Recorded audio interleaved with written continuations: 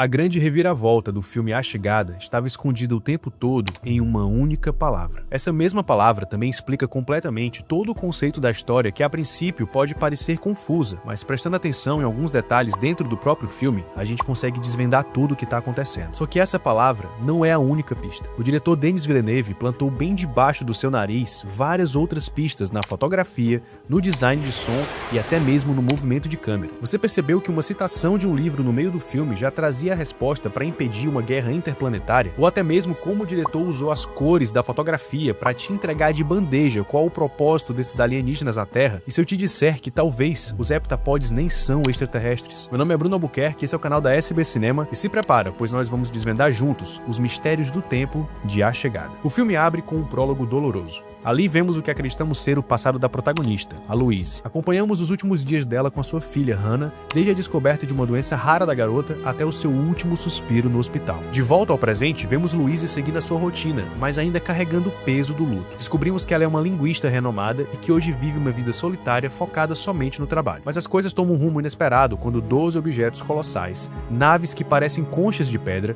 estacionam em 12 pontos diferentes da Terra. Não tem mensagem, não tem rádio, não tem ataque. Apenas uma presença esmagadora. Então Louise é chamada pelo exército para tentar fazer o impossível, estabelecer comunicação com seres de outro mundo. Sem saber o que esperar, ela aceita a missão e fica tremendamente impactada ao se deparar com aquela mega estrutura bem à sua frente. E lá dentro, eles encontram os heptapods, seres que parecem mãos gigantes flutuando numa névoa densa. Só que a pergunta que pairava no ar era: qual o propósito deles na Terra? Para tentar descobrir isso, a Louise sugere que eles tentem uma comunicação escrita, e assim eles descobrem que aquelas criaturas conseguem se comunicar com os humanos através de círculos de tinta, logogramas complexos que não têm começo, meio nem fim. E tudo vai indo relativamente bem, até uma mensagem chamar bastante atenção. Quando eles traduzem um dos logogramas como arma, Louise defende a tese que eles poderiam estar querendo dizer outra coisa, mas isso já foi o suficiente para deixar todos os outros países em alerta máximo, além de que a informação vaza na mídia, o que acaba gerando um tremendo caos ao redor do mundo inteiro. Enquanto tudo isso acontece, o filme começa a nos mostrar flashes, memórias de Louise com sua filha. Vemos o nascimento, as brincadeiras, até o momento da morte da garota. Só que conforme a Louise mergulha na língua dos alienígenas, as memórias ficam mais fortes, mais nítidas, até que chega um momento em que as peças param de fazer qualquer sentido. Do lado de fora, a tensão entre os países vai se escalando e fica ainda pior quando a China decide declarar guerra contra os alienígenas, forçando Louise a fazer o impensável. Ela entra na nave novamente, sozinha e sem proteção, para um último contato. Lá dentro, ela é envolta por aquela névoa densa e fica cara a cara com um dos heptapods.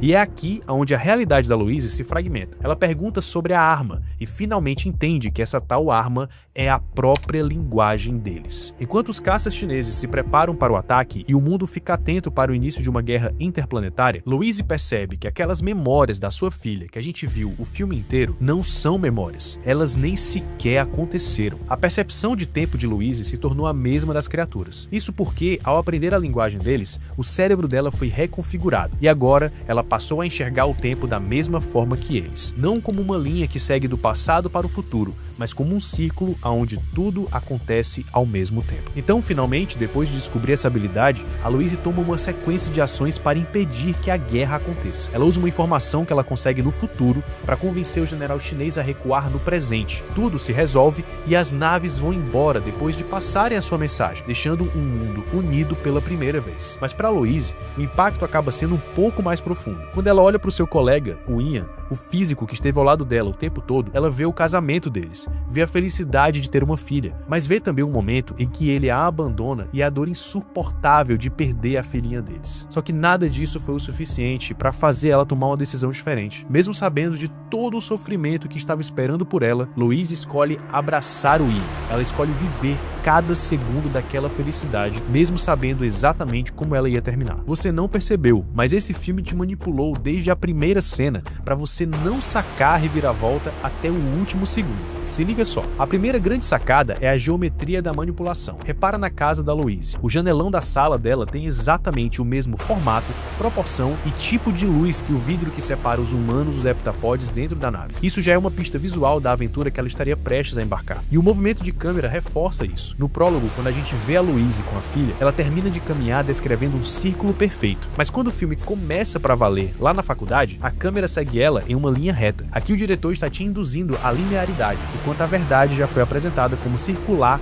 logo de cara. Mas as pistas visuais não param por aí. O uso das cores na direção de fotografia também ajuda a reforçar a narrativa de maneira brilhante. Por exemplo, repara na transição de temperatura quando a Hannah diz "eu te amo" e logo depois diz "eu te odeio". A luz muda drasticamente de um tom quente para um frio agressivo. Isso é o filme criando um código de cores que ele vai usar até o final para separar o conforto da ilusão e a frieza da verdade. Outro jogo de cores que é muito simbólico e importante para a mensagem do filme é o uso do preto e do branco, melhor dizendo, do escuro e do claro dentro da nave dos heptapods. Os humanos sempre ficam na parte escura, separados por uma divisa invisível, quase como se fosse uma fronteira entre dois povos diferentes, enquanto os heptapods, os seres iluminados, estão literalmente na parte clara do ambiente. Ainda sobre essa divisa invisível, olha só que interessante, é exatamente isso que acontece lá fora, nas tendas, com os representantes dos 12 países em total desacordo de como lidar com a situação, porque eles simplesmente não conseguem se comunicar, não conseguem se entender. Mas no momento em que a Louise finalmente compreende a linguagem, os heptapods a trazem para o lado da luz,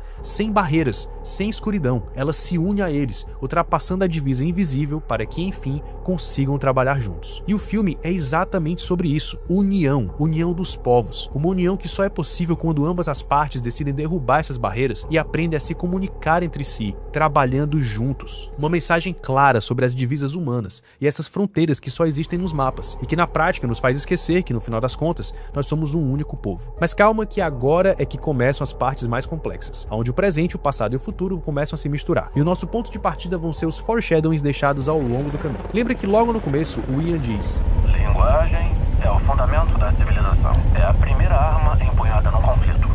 Essa foi a maior pista que o filme já jogou pra gente logo de cara. Quando a Louise desvendou a mensagem dos heptapods sobre eles usarem arma, a escolha deles de usarem esse termo foi justamente pelo fato de eles não verem o tempo de forma linear, ou seja, eles já sabiam quem a Louise era e como ela pensava. No próprio livro da Louise, ela define a linguagem como arma. Por isso, os alienígenas sabiam que ela só ia entender o presente que eles trouxeram, que é a própria linguagem deles, se eles usassem as palavras dela. É o primeiro sinal claro de que eles não estavam ali apenas no presente, mas já acessando o futuro da Louise para conseguir se comunicar com ela no agora. Outro elemento que o Villeneuve usou para mostrar a conexão de Louise com as criaturas foi o design do som. A primeira tentativa de comunicação dela com os heptapods foi através do som e só depois ela teve a sacada de tentar uma comunicação visual. Da mesma forma, quando aquelas lembranças começam a surgir na cabeça dela, que não são lembranças, né, são flashes do futuro da filha dela, essas lembranças começam apenas como sons e só depois como imagens, mostrando a conexão já existente entre eles desde o começo. Aos poucos, o cérebro da Louise vai sendo alterado conforme ela vai aprendendo cada vez mais a linguagem. E, inclusive, uma referência disso é citada no filme pela própria Louise. É a teoria de que a língua que você fala determina como você pensa.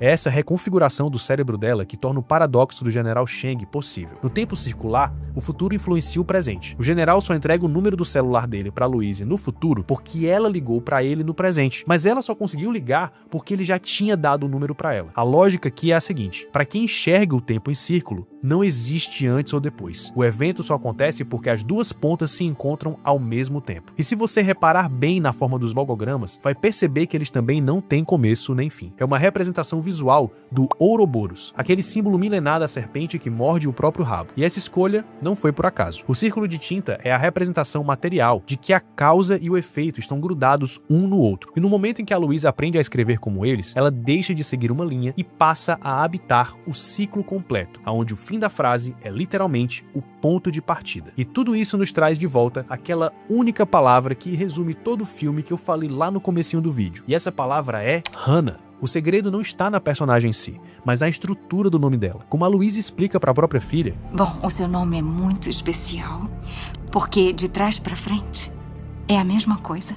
Ou seja, ele se lê igual, não importa se você começa pelo início ou pelo fim, exatamente como o tempo passou a ser para Louise. O nome da filha é a chave que explica o filme inteiro. O começo e o fim ocupam o mesmo espaço. E por último, que história é essa de que esses alienígenas talvez não sejam extraterrestres? Se você reparar bem, nós não vemos as naves chegando do espaço, e quando eles vão embora, eles simplesmente somem numa espécie de nuvem que é criado automaticamente ao redor da nave, que simplesmente fica transparente e some no ar. Eu acredito acredito de fato que essas criaturas não vieram de outro planeta, mas sim de outra dimensão. Mas enfim, comenta aqui embaixo o que é que você acha. Eles são de outro planeta ou de outra realidade? Mas no fim, se é que existe um fim, Louise percebe que está diante de uma bênção, que é ao mesmo tempo uma maldição. Para ela não existe um antes ou depois. Sua nova forma de perceber o tempo a coloca diante de uma situação impossível. Aceitar viver os momentos mais felizes de sua vida, ciente da dor imensa que ela vai enfrentar sozinha mais à frente, ou se poupar dessa dor, abrindo mão da sua felicidade. A mensagem final que o filme deixa é que nós devemos aproveitar cada segundo das nossas vidas, independente do que nos aguarda no final. Tudo é um equilíbrio, porque é isso que nos faz sentir que a vida está acontecendo. Louise escolheu passar por tudo aquilo, mesmo já sabendo o desfecho, porque foi aquela vida que a tornou a pessoa que ela é. Convenhamos, se você pudesse ver a sua vida inteira, do início ao fim, como se fosse um mapa aberto na sua frente, o que é que você faria?